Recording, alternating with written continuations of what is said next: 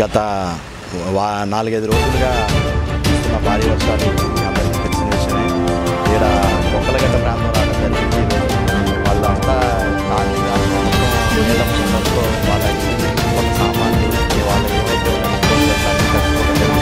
అవన్నీ గమనించి మేము ఈరోజు మా యూత్ తరపున, మా బోడిపూడి ట్రస్ట్ తరపున మా ఫ్రెండ్స్ కానీ, మా ఎన్ఆర్ఐస్ కానీ అందరూ సహకరించడంతో, వాళ్ళ సహకారంతో ఈరోజు ముఖ్యంగా నా స్నేహితులు చేసిన కృషి వల్ల ఈరోజు ప్రోగ్రామ్ సక్సెస్ చేయడం జరిగింది. వాళ్ళకి దాదాపు ఒక 300 కుటుంబాల వరకు నిత్యావసర సరుకులు ఇవ్వడం జరిగింది, బియ్యం ఇవ్వడం జరిగింది, కుటుంబానికి 10 కేజీలు తప్పున.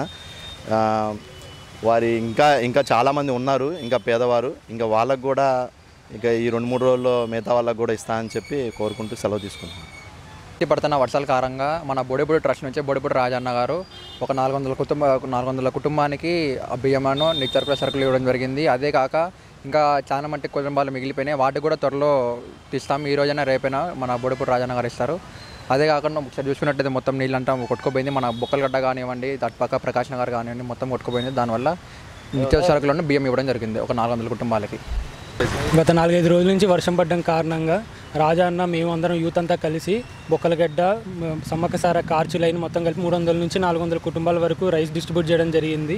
ఇదంతా దగ్గరుండి మా రాజా అన్న ఒక 20 మెంబర్స్ టీం అందరం కలిపి చేయడం జరిగింది. ఇంకా కొన్ని కుటుంబాలు మిగిలిపోయినాయి, వాటికి ఇవాళ 2 రోజుల్లో చేస్తామని, ఈ 2 రోజుల్లో అందరినీ కవర్ చేద్దామని 3 టౌన్ వరకు మొత్తం చేస్తున్నాం. Thank you.